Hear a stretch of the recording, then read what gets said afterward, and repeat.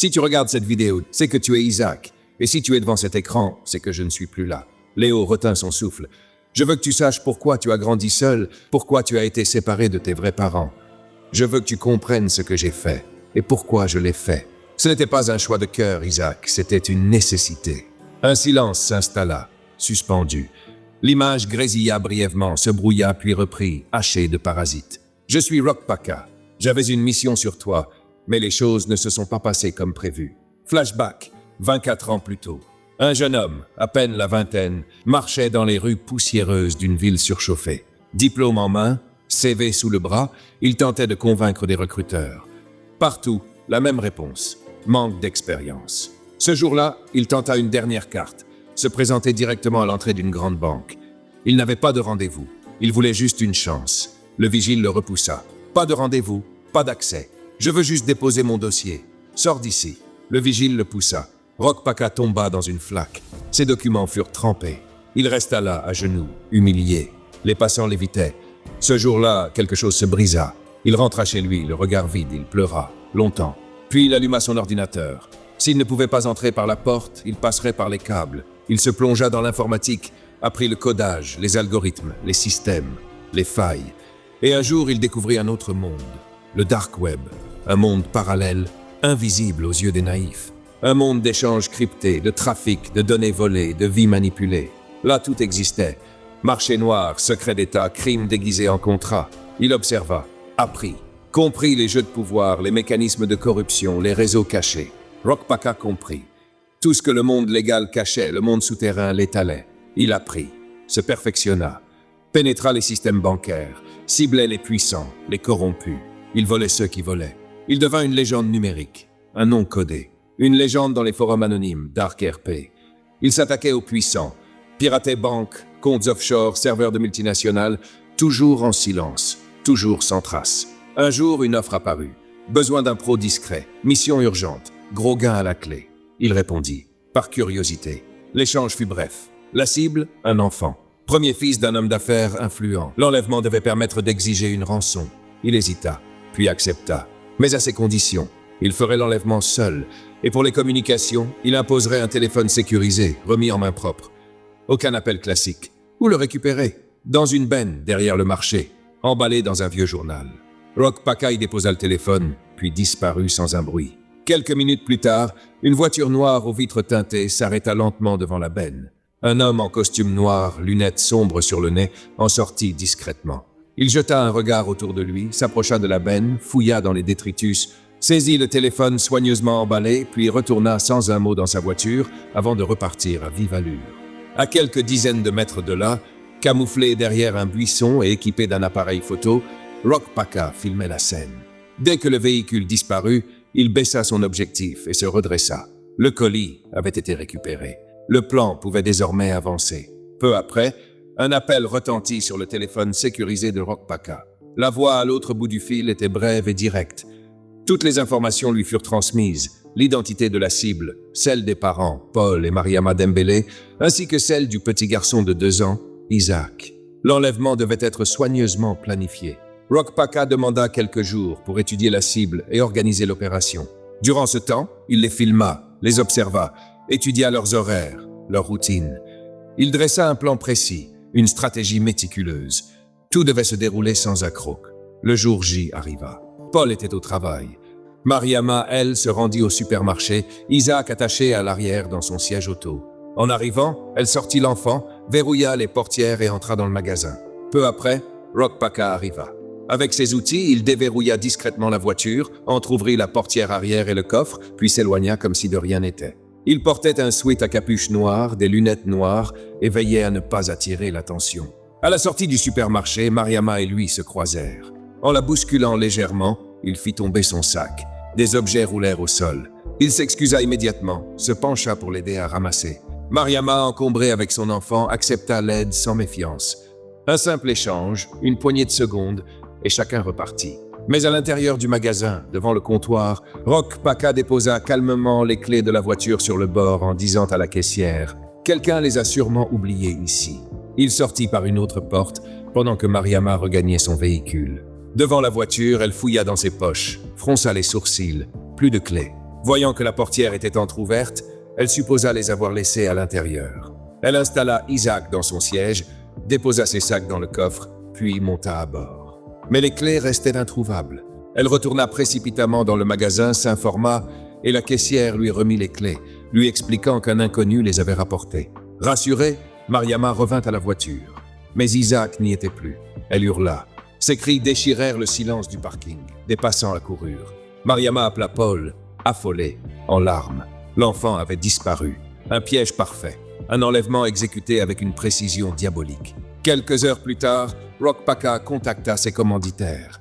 L'opération était un succès. Le colis avait été récupéré. Il attendait la suite. Mais de l'autre côté, les instructions changèrent. Ils lui demandèrent de patienter. Le plan avait été modifié. Il lui ferait savoir la prochaine étape, mais lui versait déjà sa part. On viendrait récupérer l'enfant bientôt. « Je ne suis pas d'accord », répondit Rock Paca fermement. Ce n'était pas le deal. Je devais participer jusqu'au bout. Quelques heures plus tard, on lui indiqua qu'un colis l'attendait à l'endroit habituel. Il s'y rendit, trouva un paquet emballé. À l'intérieur, une mallette pleine de billets, une somme 3 fois supérieure à ce qui avait été convenu. Un mot l'accompagnait. « Nous sommes désolés pour ce léger changement. Voici un geste de bonne volonté. Nous espérons que cela vous convaincra de rester à l'écart. » Rock Paca fulmina. Il les rappela aussitôt. « Je comprends, mais je ne suis pas pressé, et je ne change pas d'avis. Ce n'est pas qu'une question d'argent, c'est une question de principe. Un contrat est un contrat. »« D'accord. On revient vers toi plus tard, » répondit la voix avant de raccrocher. Quelque chose clochait, mais Rock Paca attendit. En attendant, il s'occupa de l'enfant, Isaac. Il le lavait, le nourrissait, le couchait. Il apprit à s'occuper de lui. Inconsciemment, il s'y attachait. Mais Rock Paca était un professionnel. Il avait truffé le téléphone qu'il avait donné à ses commanditaires d'un dispositif d'écoute et d'un traceur. Ne recevant plus de nouvelles, il décida d'activer le tout. Très vite, un appel lui parvint. Il écouta. Ils se donnaient rendez-vous pour une réunion dans un lieu dont ils partagèrent les coordonnées GPS. Rock Paca nota ces coordonnées. Lorsqu'il les entra dans son ordinateur, il découvrit un endroit perdu, au milieu d'une forêt. Intrigué, il décida de s'y rendre le soir même. Il fit dormir Isaac, ferma soigneusement la maison, prit sa voiture, puis s'arrêta à bonne distance du lieu indiqué. Il termina à pied, caméra au point. Dans la pénombre, à travers les feuillages, il vit un cercle d'hommes bien habillés, cravates impeccables, réunis autour d'un feu. Certains portaient des masques. Au centre, un homme torse nu, assis sur un tabouret. Un autre, masqué, tenait un couteau et un seau. Rock Paca zooma.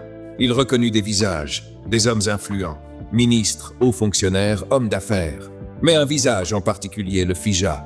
Robert, alors simple haut fonctionnaire, devenu depuis président de la République. Un frisson glacial lui parcourut l'échine. Robert était au centre du rituel. Le maître de cérémonie versa le contenu du seau, du sang, sur sa tête, en prononçant des paroles codées, mystérieuses. Des vêtements d'enfant, maculés de sang, pendaient sur une branche non loin. Rock Paca comprit. Le sang, l'enfant. Un sacrifice avait eu lieu. Il prit des photos, filma autant qu'il le put, puis se retira lentement, rejoignit sa voiture. Son esprit tournait à 1000 à l'heure. Il comprenait maintenant dans quoi il avait mis les pieds. Il ralluma l'appareil d'écoute. Une voix résonna. Le maître de cérémonie, dans un ton grave et cérémonial. « Ce soir, Robert franchit le seuil. Il a payé le prix. Qu'il lui soit accordé ce pouvoir. » Puis il s'adressa à un autre. « Philippe, qu'en est-il de l'autre enfant ? J'ai tout essayé. Je lui ai même envoyé l'argent, mais il ne veut pas coopérer. Il veut toujours l'échange, comme prévu. Il devient une menace alors. Localisez-le, éliminez-le. »« C'est déjà fait, » répondit Philippe. « On l'a localisé. Dès demain, on le liquide. Et on garde l'enfant. » Rock Paca pâlit. Il parlait de lui. Il comprit soudain la mallette. Il fonça chez lui. Isaac dormait toujours. Il vida la mallette, inspecta les parois. Un petit boîtier clignotait, un traceur. On l'avait localisé, battu à son propre jeu. Il était désormais à découvert. Il savait qui il était. Il savait qui était Darker P. Et il savait où était Isaac. Il comprit que sa vie était finie, mais surtout que Isaac était en danger. Il ne pouvait plus le rendre à ses parents. L'enfant était désormais une cible directe, innocente, vulnérable. Une menace à abattre. Alors il prit sa décision, disparaître, pour toujours, sans laisser de traces pour sauver l'enfant. Cette nuit-là, Rock Paca prit une décision irréversible. Il attacha soigneusement Isaac dans son siège auto, monta dans sa voiture et prit la route en direction de chez le docteur Michel. Arrivé sur place, un voisin lui apprit que Michel n'était pas à la maison. Il était de garde à la morgue. Sans attendre, Rock Paca reprit le volant. Il le retrouva là-bas, seul dans son bureau, en train de classer des dossiers. Lorsqu'il toqua à la porte, Michel, surpris de le voir à cette heure tardive, lui ouvrit sans poser de questions. Rock Paca tenait une bouteille de vin à la main. « Je suis venu te dire adieu », dit-il calmement. Ils s'installèrent dans le petit bureau attenant à la chambre froide. Rock Paca raconta tout. L'enlèvement, le rituel qu'il avait découvert, la trahison de ses commanditaires et sa décision de disparaître. « Je veux que tu me donnes un poison rapide, Michel. Je veux mourir. » Le médecin le regarda longuement, bouleversé. « Tu es fou, Rock. Pourquoi ? Parce que c'est terminé. Ils savent qui je suis. Ils savent où je suis. Ils ne me laisseront jamais vivre. Et Isaac, ils le chercheront aussi. Je ne peux plus fuir, mais je peux encore choisir comment je pars. Mais avant ça, je publierai tout. Tout ce que j'ai découvert, leurs circuits, leurs rituels, leurs crimes, je veux tout exposer. C'est pour ça que j'ai besoin de toi. » Michel secoua la tête. « Même si je le pouvais, je ne te donnerais rien. Je te dois la vie. Tu m'as aidé quand plus personne ne croyait en moi. Et tu sais quoi? Je t'ai toujours vu comme un frère, même comme un fils parfois. Je ne peux pas t'aider à te détruire. » Rock Paca resta silencieux un moment. Puis il sourit, posa la bouteille sur la table, l'ouvrit. « Alors bois avec moi, à nos souvenirs. » Le médecin hésita, puis accepta. Ils burent. Quelques minutes plus tard, Michel commença à ressentir des vertiges. « Qu'est-ce que tu as mis dans ce vin ?» Rock Paca se leva. « Je suis désolé, Michel. Je savais que tu refuserais de m'aider. » Il se dirigea vers une petite pièce annexe contenant des produits médicaux. Il savait exactement ce qu'il cherchait. Un poison puissant, rapide, qu'il avait déjà repéré lors d'une visite précédente. Pendant ce temps, Michel, à moitié conscient, tentait de l'en empêcher, mais ses forces l'abandonnaient. Il s'écroula sur le sol. Rock Paca revint vers lui, s'accroupit à ses côtés et posa doucement une boîte en carton. À l'intérieur, une cassette, des documents et une lettre. Il y laissa une note adressée au docteur Michel, lui demandant de ne jamais révéler sa venue, de protéger Isaac et d'accomplir son dernier vœu. Puis il quitta la morgue. Le lendemain matin, Michel se réveilla difficilement. Il mit quelques instants à se souvenir de la veille. Puis il vit la boîte. Rock Paca était parti, trop tard. En lisant la lettre, il sentit un poids lourd s'abattre sur ses épaules. Il venait de recevoir le dernier héritage d'un homme condamné par les puissants. Ce même matin, à l'orphelinat, maman Esther sortit en entendant frapper. Rock Paca lui fit face, le visage dur. « Il y a un bébé abandonné près des ordures, dit-il précipitamment. Je l'ai vu ce matin. » Maman Esther n'hésita pas une seconde.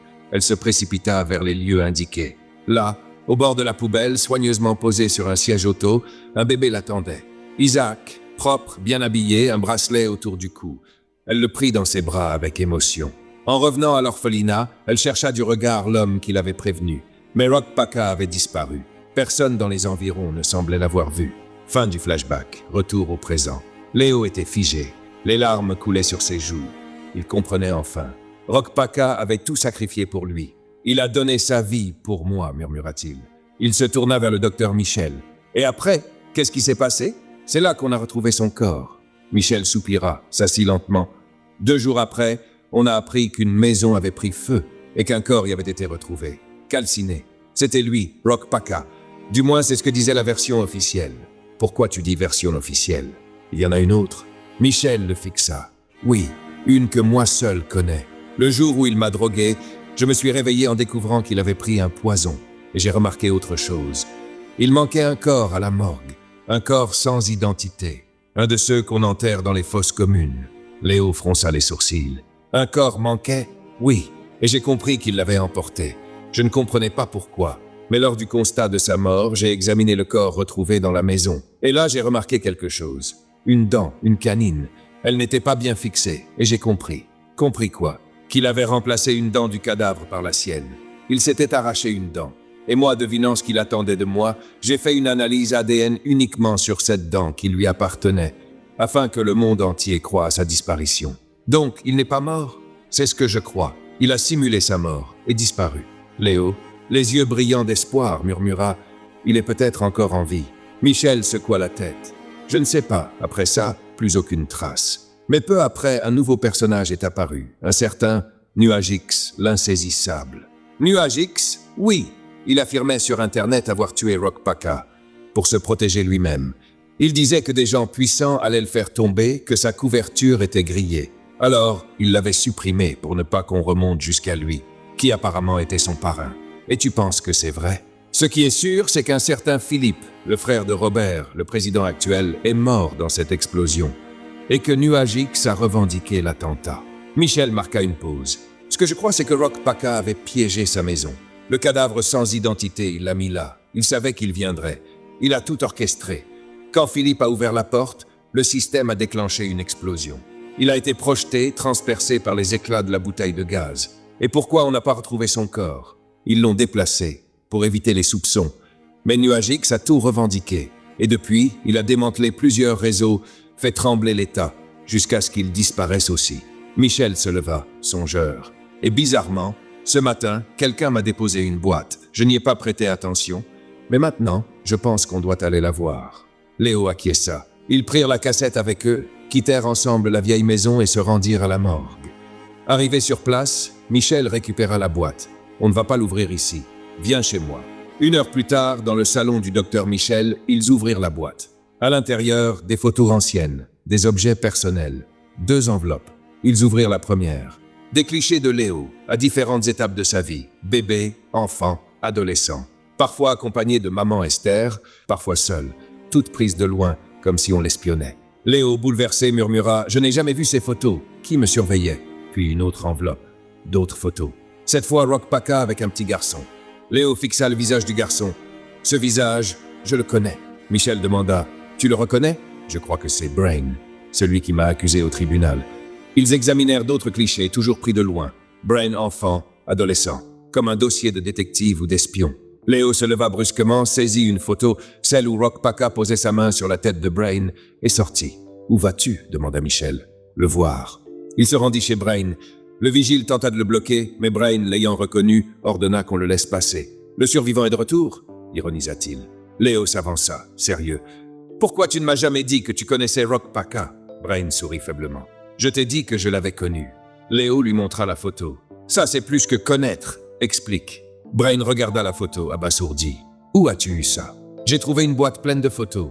De moi, de toi, toutes prises en cachette, et je veux comprendre. » Brain s'assit, songeur. « Alors tout s'explique. J'ai longtemps reçu des messages autrefois, d'un inconnu. Il me guidait, me conseillait, et puis un jour tout s'est arrêté. Je crois que c'était lui. Moi aussi, ça m'arrive, ajouta Léo. Je reçois encore des messages, anonymes, des conseils. Ils comprirent que quelqu'un avait veillé sur eux, un ange gardien ou un manipulateur. On doit retourner voir ce docteur, dit Brain. De l'autre côté, chez Paul et Mariama, la télévision diffusait une édition spéciale. Un bandeau s'affichait « Nuage X, le criminel insaisissable, s'est livré ». On relatait l'affaire de Léo, l'homme qui s'était sacrifié. Maman Esther entra dans la pièce. Lorsqu'elle vit l'image de Nuage X, elle recula. « C'est lui ? Oui, il s'est livré pour sauver Léo. » Elle fondit en larmes. « Il a donné sa vie pour mon fils. » Elle se retira dans sa chambre. Paul, en passant devant la chambre de maman Esther un peu plus tard, entendit des murmures. Il ouvrit doucement la porte. Maman Esther était agenouillée, tournant le dos à la porte, une photo entre les mains. « Je suis désolé, mon fils. Je suis désolé. » Ses larmes coulaient abondamment. Paul s'approcha, stupéfait. « Maman Esther ?» Elle sursauta et cacha la photo. « Que cachez-vous » demanda-t-il. Elle sanglotait. Paul insista, il lui arracha doucement la photo. « Rock Paca. » Paul blêmit. « Vous le connaissiez ? Pourquoi disiez-vous mon fils ?» Il observa attentivement le visage de Rock Paca sur la photo, puis saisit la ressemblance. Derrière la barbe, les locks. Il comprit. Nuage X, c'est lui. Rock Paca, qui n'est autre que Nuage X, est en réalité le fils de maman Esther. Son fils unique qu'elle croyait mort va être jugé et probablement condamné à mort. C'est douloureux pour elle. Paul s'effondra, visiblement troublé.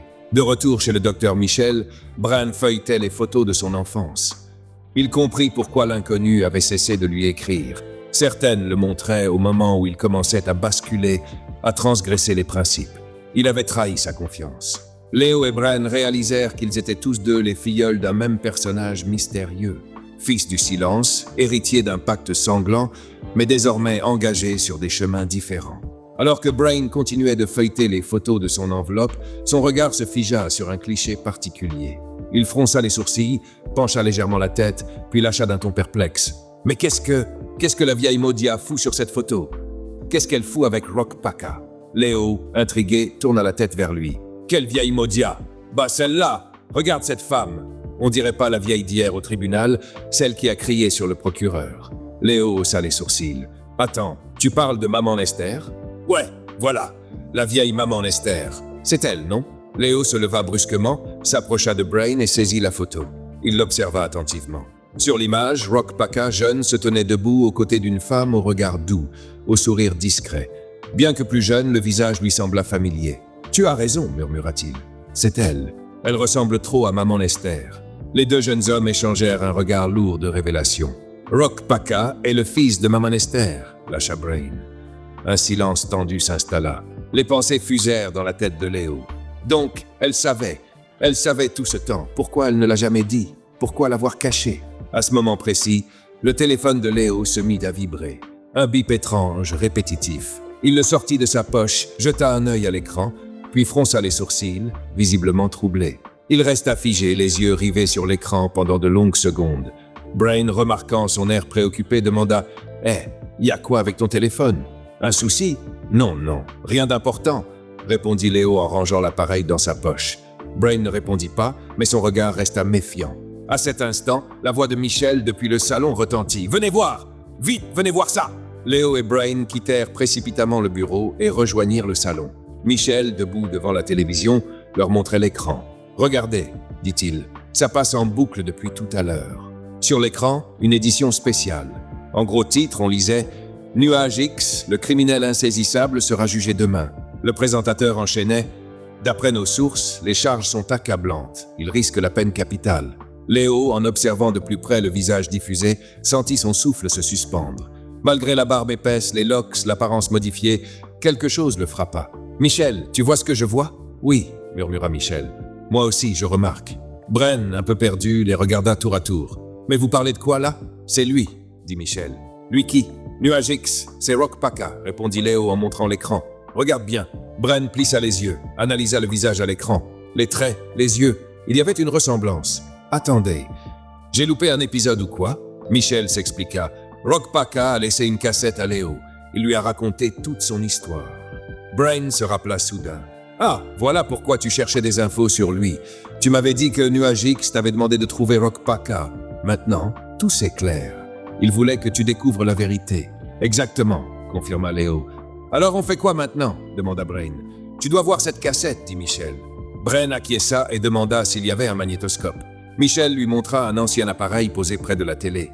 Brain le rebrancha rapidement, inséra la cassette et lança la lecture. Pendant que les images défilaient, Léo, silencieux, se leva. Il annonça à Brain « Je vais confronter maman Esther. Je veux comprendre pourquoi elle m'a caché tout ça. »« Attends, » dit Brain, « on échange nos numéros d'abord. » Ils le firent rapidement. Puis Léo partit. De retour dans le salon, Brain poursuivit le visionnage de la cassette, mais quelque chose l'interpella. La vidéo s'arrêta brusquement, alors que la bande magnétique n'était pas encore entièrement déroulée. Il observa l'appareil, fronça les sourcils. « C'est bizarre. Michel, viens voir. »« Quoi encore? C'est normal que le film s'arrête là? »« Oui, je crois. J'ai toujours vu que ça. » Brain secoua la tête. « Non, ce n'est pas logique. Il reste de la bande. On ne l'a pas lu en entier. C'est comme si elle avait été bloquée. » Michel s'approcha intrigué. « Bloquée? Par qui? À part toi qui a encore touché cette cassette. Personne. Je ne l'ai vue qu'une fois. Et ce n'était même pas ici. C'était chez mes parents. Une maison vide, personne n'y entre. » Brain examina attentivement la cassette. Il la tourna, observa les rebords, puis, après quelques secondes de manipulation, il retira un petit crochet dissimulé qui bloquait l'accès à la fin de la bande. Voilà, c'était fait intentionnellement. Quelqu'un ne voulait pas qu'on voie la fin.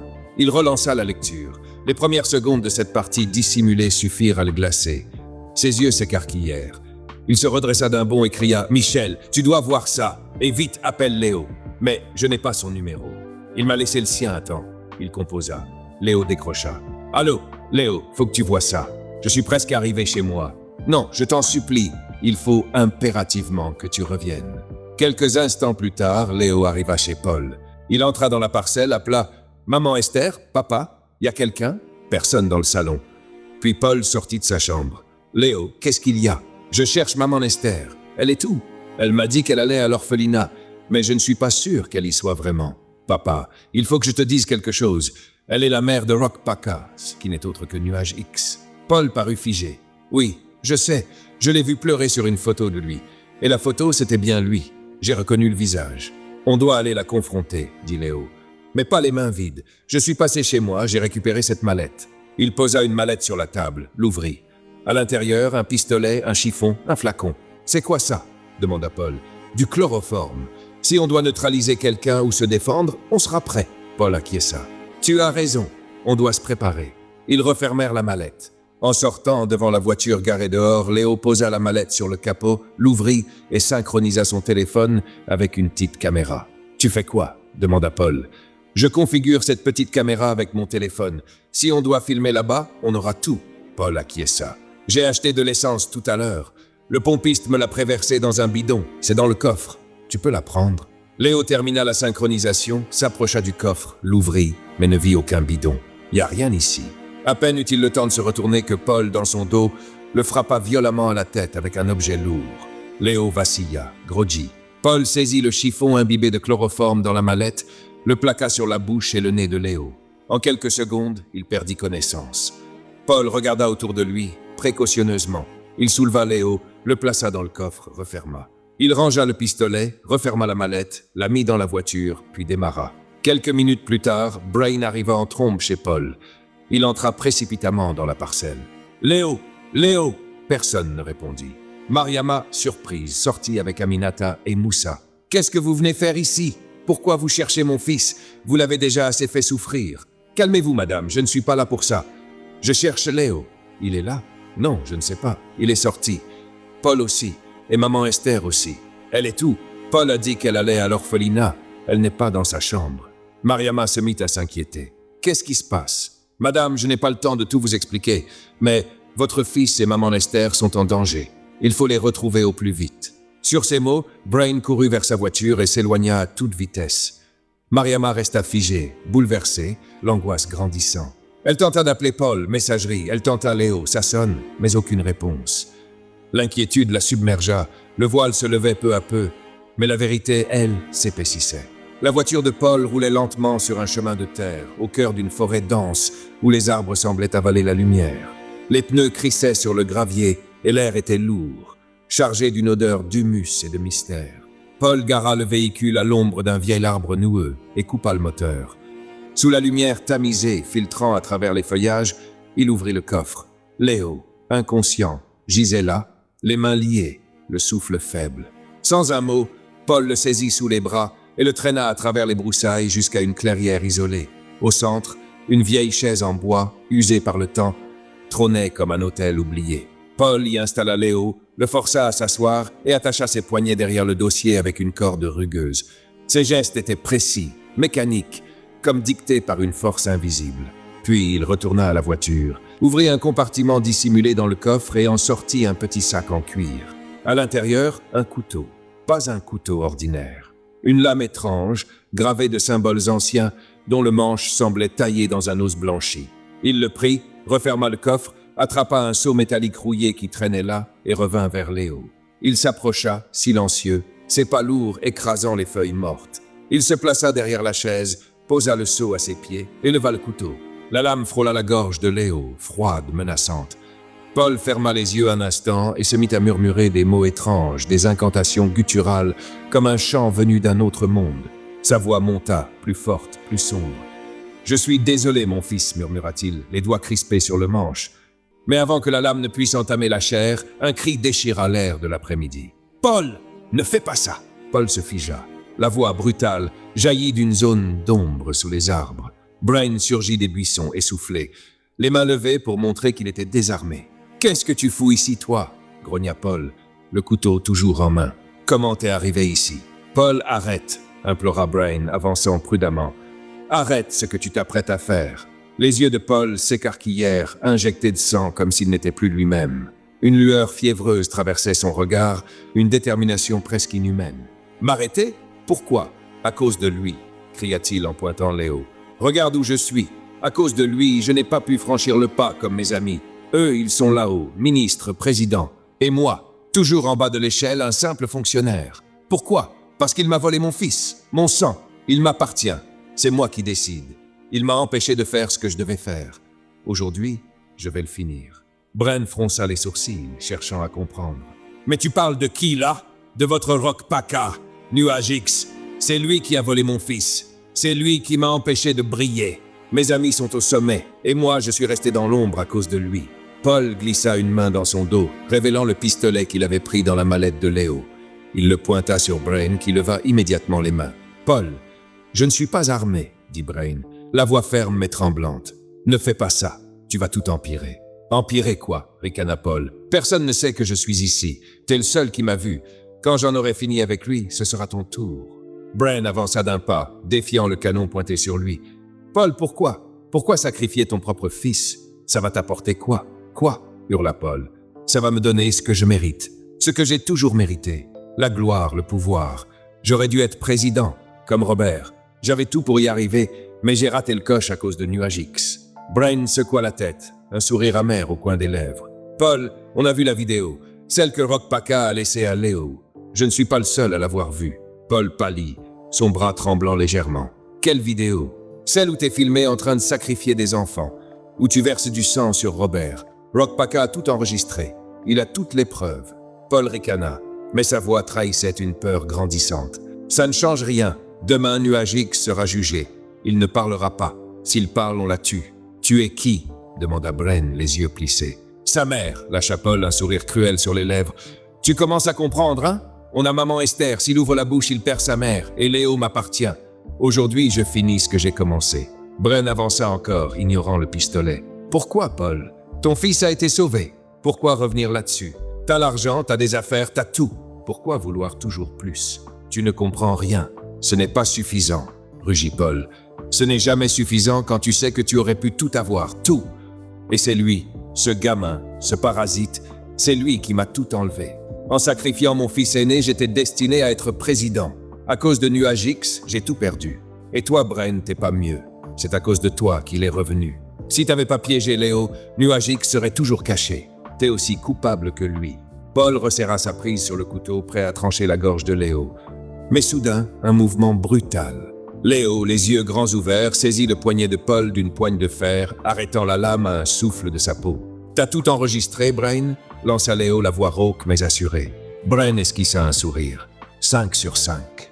Paul, abasourdi, murmura. « Quoi ? Qu'est-ce qui se passe ?» Léo le fixa, un regard brûlant de colère. « Tu voulais me sacrifier, mon propre père ? J'aurais dû te laisser crever dans les mains d'Aïssatou. » D'un mouvement fluide, Léo se libéra des cordes qu'il avait discrètement desserrées.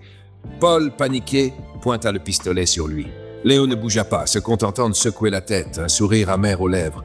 Paul appuya sur la gâchette. Clic, un bruit sec, sans détonation. Brain éclata de rire. « Sérieux ? Tu n'as même pas vérifié si l'arme était chargée ? Léo, tu es sûr que c'est ton père ? Quel nulard !» Paul, tremblant, réalisa qu'il s'était fait piéger. L'arme était vide. « Je ne comprends pas », bégaya-t-il. Léo s'avança, implacable. « T'es pas censé comprendre. C'est trop fort pour toi. Je savais que quelque chose clochait avec toi, mais il fallait que je sois sûr. Quand j'étais chez Michel avec Brain, après avoir appris que maman Esther était la mère de Rock Paca, de Nuage X, on s'est posé des questions. Et là, mon téléphone a vibré. Des signaux. Les traceurs que j'avais placés dans vos téléphones, dans le collier de maman Esther. J'ai vu que vous vous déplaciez ensemble, loin de la maison. Puis t'es revenu seul. J'ai compris, mais je devais vérifier. » Paul blême, bredouilla. « Des traceurs ? Eh oui, ricana Léo. Tu crois que je protège ma famille comment ? J'ai mis des traceurs partout. Dans ton téléphone, dans celui de Mariama, dans le collier de maman Esther. Quand j'ai vu que t'étais allé ailleurs qu'à l'orphelinat, j'ai su que tu mentais. » Brain intervint, un sourire narquois. « Et quand Léo est reparti de chez Michel, après mon appel, on a vu la fin de la cassette. La partie cachée, celle où Rock Paca montrait tout. La cérémonie, les sacrifices, toi Paul, un couteau à la main, sacrifiant des enfants. Malgré cela, Rock Paca a menti à Léo sur ton identité pour le protéger, pour lui épargner la vérité sur toi. » Léo continua, la voix tremblante de rage. « C'est à partir de là qu'on a décidé de te tendre un piège. On avait tout planifié et t'es tombé dedans. Le seul moment où t'as été brillant, c'est quand tu m'as frappé à la tête. Je ne l'avais pas vu venir, celui-là. Chapeau, papa. Et Brain n'avait qu'à suivre le traceur que je portais. Aujourd'hui, je réalise que Rock Paca, c'est lui qui m'a sauvé. C'est lui, mon vrai père. Toi, Paul, t'es l'ennemi, mon ennemi. » Paul, acculé, serra le couteau, mais Léo fut plus rapide. D'un geste précis, il lui arracha l'arme des mains puis le pistolet. Brain s'approcha, une corde à la main. Ensemble, ils immobilisèrent Paul, l'attachèrent solidement. T'es fini, papa, lâcha Léo. T'as tout avoué. On a tout enregistré. Toi, Robert, vos rituels, tout le monde va tomber. En passant, merci pour le tuyau sur le médecin légiste. T'as été génial, papa, tu as creusé ta propre tombe. Paul, les yeux écarquillés, murmura « C'est trop tard. Demain, Nuagic sera jugé. Il sera exécuté. » Léo ricana. « Jugé? Peut-être, mais on sera là. On va le défendre. » Paul éclata d'un rire hystérique. « Vous, face au procureur? Vous rêvez. » Bren s'avança, un sourire assuré. « On verra bien lequel de nous deux a en plus un doctorat en psychologie. Je vais le démonter, ton procureur de Modia Promax, comme dirait maman Esther. J'irai défendre Nuagix demain. » Son avocat commis d'office? Viré. Paul comprit enfin. Il avait sous-estimé Léo, sous-estimé Brain. Il était fini. Léo et Brain traînèrent Paul jusqu'à la voiture, le jetèrent dans le coffre. Léo prit le volant de la voiture de Paul, tandis que Brain monta dans la sienne. Ensemble, ils foncèrent vers l'endroit où Léo avait repéré le signal du collier de maman Esther. L'heure était venue. La dernière pièce du puzzle les attendait. Après avoir roulé plusieurs kilomètres sur des routes poussiéreuses et sinueuses, Léo et Brain arrivèrent dans une zone reculée, loin des lumières de la ville. Devant eux se dressait une villa isolée, entourée d'arbres épais qui la camouflaient comme un secret bien gardé. Léo gara la voiture de Paul à distance et ils s'approchèrent en silence. D'un geste expert, Léo força la serrure de la porte d'entrée avec ses outils de voleur, un clic discret résonnant dans l'air lourd de cette fin de journée. Ils pénétrèrent dans la villa, l'atmosphère chargée d'une odeur de vieux bois et d'encens éteint. La pièce principale était correcte, presque banale. Un salon meublé simplement, mais les murs étaient couverts de photos de Paul, posant avec des hommes influents, un sourire figé sur les lèvres. Ça et là, des insignes mystiques, des symboles maçonniques gravés sur des plaques, des amulettes suspendues, des dessins ésotériques tracés à la craie sur un tableau noir. Brain siffla entre ses dents. « Léo, apparemment ton paternel est très malin. C'est ici qu'il exerce son vrai métier de marabout. Regarde ces trucs. Ça pue la sorcellerie. » Ils se mirent à fouiller, inspectant chaque pièce. La cuisine vide, les chambres austères, un bureau rempli de dossiers jaunis, mais pas de traces de maman Esther. Le signal sur le téléphone de Léo clignotait toujours, indiquant qu'ils étaient au bon endroit. « C'est bizarre, » murmura Bren. « Comment ça se fait que le signal clignote ici et qu'elle ne soit pas là ?» Léo fronça les sourcils, une idée germant dans son esprit. « Il y a sûrement une pièce qu'on n'a pas vue. Mais on a tout vérifié, » protesta Brain. « Non. Vu ce qu'il fait, il a forcément une chambre mystique, une pièce secrète ou un truc comme ça. » Brain acquiesça et ils reprirent leurs recherches avec plus de minutie. Dans une chambre de débarras encombrée de cartons et d'objets inutiles, Brain repéra quelque chose au sol. « Léo, regarde, il y a une trappe là. » Ils soulevèrent la trappe, révélant un escalier étroit, descendant dans l'obscurité. Une odeur âcre, mélange de terre humide et d'herbes brûlées, remonta jusqu'à eux. Ils descendirent prudemment, allumant une lampe torche. La pièce cachée était un antre de cauchemar. Des os humains alignés sur des étagères, des squelettes d'animaux pendus au plafond, des plumes noires éparpillées, des couteaux de formes variées, certains incurvés, d'autres tachés de rouille suspecte. Des récipients archaïques contenaient des liquides sombres et des masques rituels fixaient le vide de leurs orbites creuses. Au coin de la pièce, recroquevillée contre le mur, maman Esther était attachée, les mains liées derrière le dos, la bouche bâillonnée par un tissu sale. Ses yeux s'écarquillèrent de terreur, puis de soulagement en voyant Léo. Léo se précipita vers elle, coupant les cordes avec son couteau, arrachant le bâillon. Maman Esther s'effondra dans ses bras, ses épaules secouées de sanglots profonds, des larmes coulant sur ses joues ridées comme des rivières de douleur accumulées. « Léo, mon fils, c'est Paul, c'est lui la source de tout. C'est lui qui a tout manigancé, tout. » Léo la serra contre lui, sa voix douce pour la calmer. « Chut, maman Esther, calme-toi, on l'a neutralisé. On a tout découvert. Ne t'en fais pas, n'aie pas peur, on va les juger, on va tout faire tomber. Je suis désolé, si désolé. » Maman Esther pleura plus fort, ses mains tremblantes agrippant la chemise de Léo comme si elle craignait qu'il disparaisse. « Léo, il faut sauver Nuagix. C'est mon fils, mon unique fils. » Sa voix se brisa, un sanglot étouffé remontant de sa poitrine, chargé de décennies de solitude et de secrets enfouis. « Oui, on a découvert ça, » murmura Léo, les yeux humides. « On va le faire. On va le sauver. » Soudain, maman Esther releva la tête et aperçut Brain, debout dans l'ombre. Son visage changea du tout au tout. La vulnérabilité disparut, remplacée par une fureur maternelle. Elle se redressa, prête à bondir. « Toi, qu'est-ce qui t'amène ici? C'est à cause de toi que tout ceci est arrivé, non ?» Elle fit un pas en avant, les poings serrés, mais Léo l'arrêta doucement. « Non, maman Esther, laisse. C'est maintenant un ami. Ce n'est plus un ennemi. Quoi? Qu'est-ce que tu racontes? Siffla-t-elle, les yeux flamboyants. Maman Esther, il m'a sauvé la vie. C'est grâce à lui qu'on a pu neutraliser Paul, qu'on a pu te trouver aussi. Maman Esther hésita, perplexe, son regard passant de Léo à Bren. Léo posa une main apaisante sur son épaule. Ne t'en fais pas. Je vais tout expliquer. Allons-y. On a toutes les preuves pour faire tomber Paul et toute sa clique. Maman, ça va très loin. Même le président est dans le coup.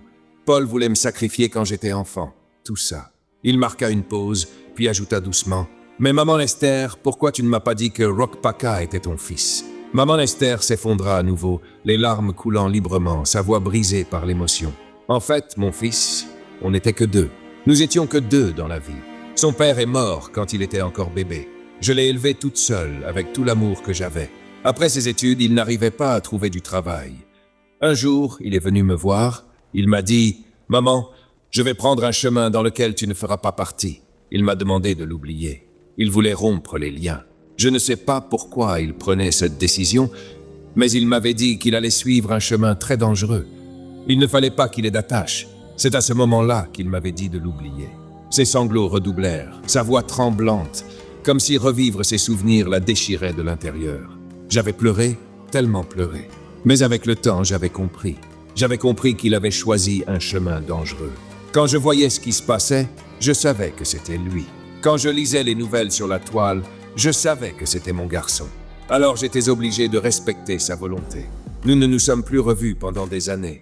La dernière fois que je l'ai vu, c'était lorsqu'il est venu à l'orphelinat. Il m'a seulement dit qu'il y avait un bébé abandonné près des ordures. Quand je suis parti, je t'ai trouvé, Léo. Quand je suis revenu, il avait déjà disparu. C'est là que j'ai compris. S'il m'avait guidé vers toi, c'était parce que tu étais en danger. Il a toujours aimé protéger. Il avait cet instinct-là. C'est pour ça que je t'ai caché tout cela. Je ne pouvais pas te dire la vérité. Mais puisque tu as fini par le découvrir toi-même, elle sanglota. Léo l'enlaça à nouveau, les larmes aux yeux, pardonnant en silence. Brain, mal à l'aise, intervint doucement. Il faut qu'on bouge, Léo. On n'est pas à l'abri ici. Ils remontèrent l'escalier, soutenant maman Esther qui boitait légèrement. En sortant de la villa, ils remarquèrent immédiatement que le coffre de la voiture de Paul était ouvert. Léo s'approcha, le cœur battant, et jeta un œil dedans. Vide. Paul s'était échappé. Mais comment il a fait pour se détacher? Grogna Brain. On l'avait bien attaché. Léo serra les poings, un sourire déterminé aux lèvres. Tout ce qu'il fait là, ce sont des grimaces. On va tous les avoir. Peu importe ce qu'il va faire, ils sont cuits. Ils montèrent en voiture. Léo prit le volant de celle de Paul, avec maman Esther à ses côtés, tandis que Brain suivait dans la sienne. Ensemble, ils repartirent vers le centre de la ville, prêts à affronter le système, le gouvernement, toute la clique de Paul.